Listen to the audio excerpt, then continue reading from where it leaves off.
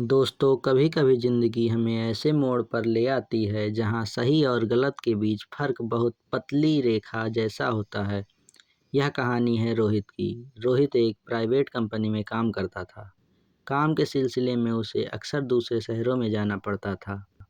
एक बार उसे 3 हफ्तों के लिए दूसरे शहर में प्रोजेक्ट पर भेजा गया। कंपनी ने उसे एक गेस्ट हाउस में ठहराया। वहीं उसकी मुलाकात हुई नेहा से।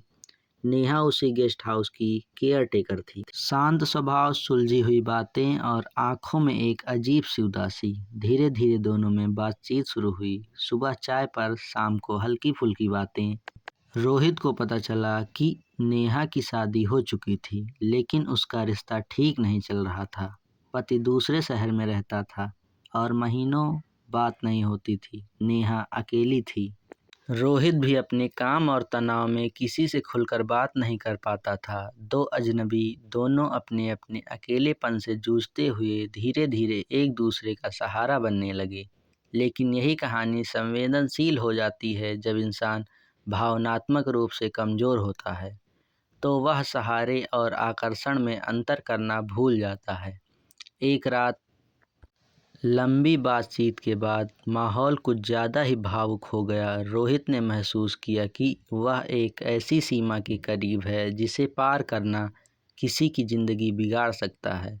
उस रात वह सो नहीं पाया। उसे एहसास हुआ कि नेहा को सहारे की ज़रूरत है, किसी नए रिश्ते की नहीं। अगली सुबह रोहित ने एक मुश्किल लेकिन सही फैसला लिया। उसने नेहा से साफ कहा, हम जो बात कर रहे हैं वो दोस्ती तक ठीक है, लेकिन इससे आगे बढ़ना हम दोनों के लिए गलत होगा।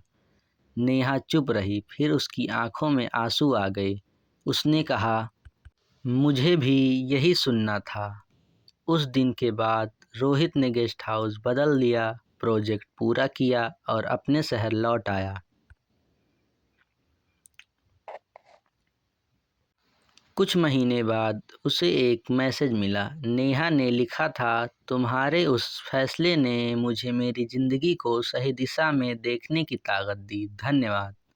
रोहित ने मैसेज पढ़ा और हल्की सी मुस्कान के साथ फ़ोन को साइड में रख दिया। कहानी से सीख।